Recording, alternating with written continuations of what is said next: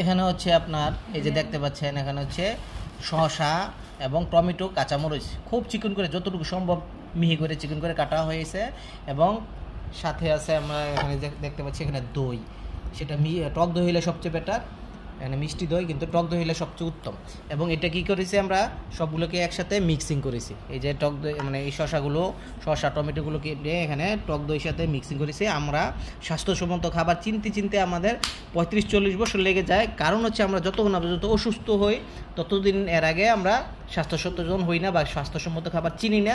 Plus হচ্ছে আমাদের রাষ্ট্রীয় ব্যবস্থাপনা এরকম, কিন্তু যখন অনেক বেইলি ব্রিজ, তারপরে হচ্ছে অনেক স্থাপনা আছে সরকারি, যেগুলো আমরা আমাদের মানে সেগুলো দুর্ঘটনা ঘটে, ব্রিজ ভেঙে যতক্ষণ না পর্যন্ত মানুষ মারা যায় ততদিন পর্যন্ত প্রশাসন সোচ্চার হয় না এবং মিডিয়াতেও আসে না। ধন্যবাদ, সবাই ভালো থাকবেন, স্বাস্থ্যসম্মত খাবার খান।